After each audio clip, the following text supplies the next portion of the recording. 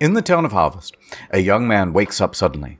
He's distressed. He doesn't remember anything or recognize his surroundings. He's got the amnesia. He heads out into his house to discover a few things. 1. His name's Steve. So that's my name. Steve.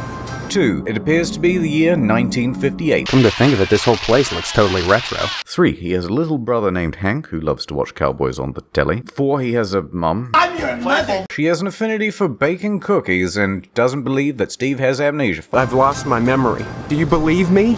You always were a kidder, Steve. 5. His father is locked away in a room following a fight with his mom. He and Mom went at it last night pretty hard. He stayed in bed. I saw what she did to him. It was pretty bad. Eventually, Steve also discovers that he's set to marry a girl next door, Stephanie Postum. The wedding's in 2 weeks. What? So Steve heads next door to find Stephanie and meet her family. He first meets Mr. Postum, who is pretty great, to be honest. Everyone needs at least 3 servings of red meat a day. And anyone who says otherwise is a commie. He talks about meat all the time in way too much detail. My meat! Steve then meets Mrs. Postum, who looks exactly like his own mom, but with a wig on. You're both standing around baking cookies. Same kind of dress. Same pearls. So bizarre. Steve finally spots Stephanie through a peephole in the bathroom wall. That's not so good. Mr. Postum put it there. He's just keeping an eye on her, make sure she's not up to doing drugs. Talking to Stephanie, Steve discovers that she too is suffering from amnesia. I don't remember anything. How many times do I have to say it? The mystery deepens. Stephanie tells Steve that she isn't allowed to leave her bedroom until the wedding. They also discuss the strange town of Harvest and the building at the center of the town called the Lodge. Everything in Harvest seems to revolve around this damned lodge. The Lodge serves as the headquarters for the Order of the Harvest Moon. Some sort of crazy cult thing. Steve decides to join that crazy cult, as it's the only way to escape from the creepy town of Harvest. That's probably the worst thing you could do. Don't do it, Steve. Am I gonna do it? Yes. When am I gonna do it? Don't know. Could be tomorrow. Steve goes there, and he meets the Sergeant at Arms. To enter the Lodge, he must be initiated into the Order. Only initiates may enter the Hall of the Order of the Harvest Moon. Did you say something? Before being initiated, Steve has to get an application form from Boyle, who works at the town's post office. It turns out that Boyle is secretly being blackmailed by the town's sheriff for burning down the town's newspaper building. He feared that it was running the post office out of business. I don't know why they deliver the mail. It's a newspaper. Different things. In exchange for the application form, Boyle gets Steve to steal the evidence of his crime from the police station. The police station is currently being manned by Deputy Sheriff Loomis, who keeps asking Steve to get him a porno magazine. So Steve gets the creepy old dude his porno mag, and Loomis just can't wait to get busy. Oh, thank you, Steve. Excuse me, kiddo. I gotta go check the jail first. Stop it. This allows Steve to steal the evidence that he needs. Meanwhile, Loomis is caught rustling his jimmies by the chief. You shouldn't be doing that, he says. Steve is then able to get his application form from Boyle. And with that, the first day of the game concludes with a cutscene of Steve taking off his shirt. Oh my. The next day, Steve takes his application form to the Lodge. The Sergeant at Arms tells Steve that if he wants to join, he's gonna have to pull off some epic pranks. Minor pranks, really. The first one is to scratch a car belonging to Mr. Johnson. The car is Mr. Johnson's pride and joy, and if he's caught harming it, Steve would surely be murdered. Heck of an automobile, isn't she? Damn shame I have to sit out here and watch over her all the time. But if I didn't, those stupid kids might scratch her up playing ball. At nightfall, Steve sneaks into the sewers for some reason, instead of just going straight to the car, and up into Mr. Johnson's garage, and he scratches the hell out of it. Having succeeded with this epic prank, he goes home at the end of the day, and once again, takes off his shirt. Steve's next task is to steal a bolt of fabric from the firemen. Harvest Fire Department spends all of their time painting portraits of half-naked men. So what if we're drawing a nude man? Steve heads to the firehouse and talks to one of the male models. Jeez, what are you doing here? Just standing here, waiting to be drawn. He helps Steve find a bolt of fabric. All right. And that's about it. And so that's the end of the third day, but don't worry, he takes off his shirt again. Keep your shirt on! No! The next day, Steve brings the bolt of fabric to the Sergeant at Arms. Your next assignment is to break into the tonsorial establishment. of Mr. Pastorelli and abscond with his prized barber's pole. Steve once again heads out in the dead of night. He breaks into the barber shop with a fire axe and dismantles the wires that hold down the barber pole. You'll never guess what's going to happen next. He's going to go home, he's going to take off his shirt. This needs to stop. Anyway, next morning, Steve talks to his mum, who's been baking cookies. Pastorelli touched some live wires that the thief left lying around and was electrocuted. Well, that darn foreigner got what he deserved, if you ask me. So Steve goes to see Stephanie, and she says, I want you. Make love to me. so Steve does just that. Uh-oh.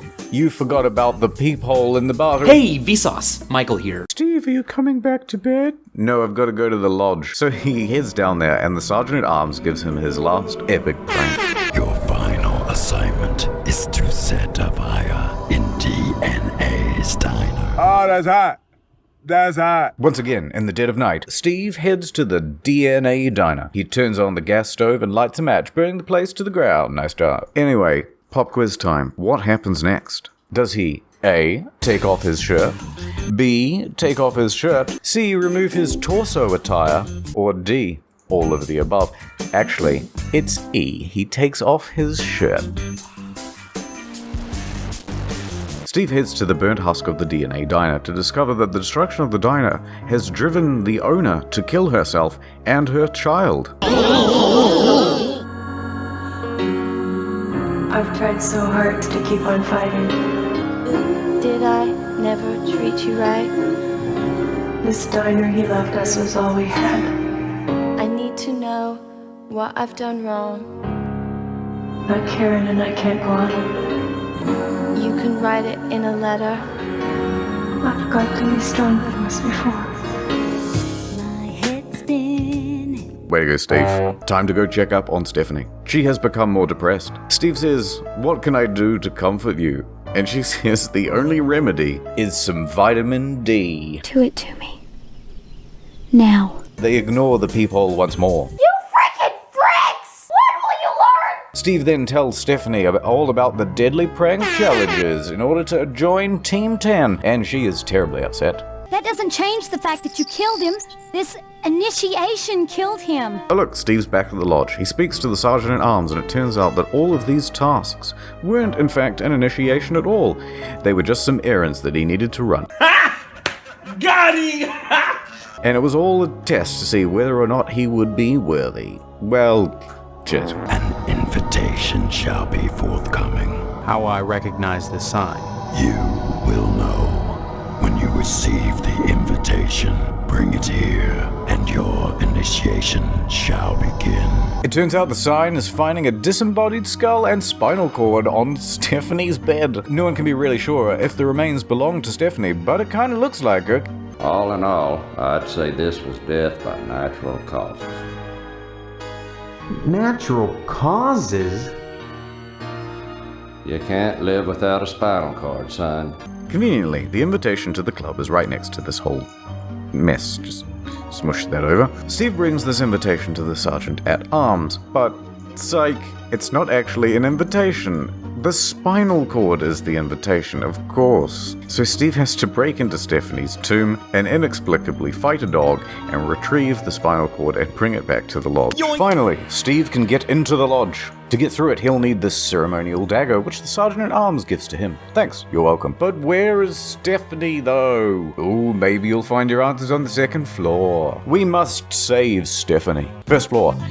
Where's the second? Ah, it's hidden. Alright, so he falls through a trapdoor. It's big, icky, and gross, and we're gonna need some paper towels. Steve then has to fight a giant bug and pop a massive eyeball. Decrepit bar time. Beer time. But then that beer summons an evil double of Steve, which he has to kill. Kitchen time. Steve then enters a kitchen where the chef is cooking up parts of dismembered human body parts. Steve takes a few chunks in case they'll come in handy later. As you do, cloakroom time. Steve asks an attendant to help him get some clean clothes. Steve then kills the cloakroom attendant for no reason. Oh look, those human body parts came in handy. Steve uses them to distract a sewer monster, allowing him to cross the bridge. Steve then has to defeat a killer plant. He finds ropes he can climb to the second floor. Hooray! Art time. Steve ends up in the art museum. Then the statue comes to life and Steve has to kill him. In the next room, Boyle, our favorite postman / arsonist, is there. When a young man is courting a young woman, He wins for her a Cupid doll. Return here with a prize if you would seek your lady. Okay. Chess time. Steve fights the chess master and finds a key in his head that's just been blown to pieces like a ripe melon. Clown time. He's kind of cute, and he has the doll. Steve takes the doll back to Boyle, who tells them that Stephanie is actually on the 3rd floor. You fuckhead. Alright, it's time for the 3rd floor. First up is the Temple of the Mystery of Abstinence. What? You kill a fat man. Next room, a mum is being eaten by her kids. Kill the kids. Next room, no fighting. Oh my god, when does this end? The next temple is the Mystery of the Flesh, and in there is Mr. Potsdam. Oh, that's kind of a twist. Channeling that Steve energy, Mr. Potsdam takes off his shirt and starts attacking Steve. He is killed. Next, the Temple of Lust, where Steve gets propositioned by some sex workers. Steve does the polite thing and declines by killing one of them, and oh god, it just goes on and on and on and on and on. Eventually, Steve makes it to the Inner Sanctum. Welcome to the Inner Sanctum, big guy. Where he meets with the Grand Muckety Muck, the head of the Harvest Order. He almost immediately attacks Steve, so Steve must kill him. What the fuck is up, Kyle? Face to face one last time with the Sergeant at Arms. Check out this reveal. It's Stephanie. She's alive. But she's hooked up to a torture device. Stephanie is released from it, and then they both get an explanation as to what the devil is going on. It's revealed that the Harvest is a virtual reality simulation, to which both Steve and Stephanie are hooked up. The simulation is designed to create serial killers, and Steve is the current subject. Oh my god! Steve is then given an ultimatum. Marry and live out a happy life with Stephanie in this virtual reality, or kill Stephanie and be released back into the real world as a serial killer. It's now up to the player to decide. If the player chooses to kill Stephanie, then, well, he kills her in the game and in real life. And then he awakes from the simulation, and he has to hitchhike back home. They don't even give him a cab, alright? And Steve murders the driver of the car that's pulled him over. Who gave him that knife? Who knows? Once he gets back home, he plays Harvester on his computer. Oh no, a gamer. Steve's mother disapproves of the game, because violent video games always breed violence within people. That's bullshit, Mom. And that's how that choice ends. However, if the player chooses to spare Stephanie's life, Steve proclaims, I'd rather die than become as twisted as you. So the Sergeant at Arms then marries Steve and Stephanie right then and there in the ballroom of doom. Steve and Stephanie have a child and lead a quaint and happy life, eventually dying of old age and being buried next to each other in a harvest. However, outside of the simulation, Steve and Stephanie die almost instantly, and the Harvester crew get ready to create another serial killer.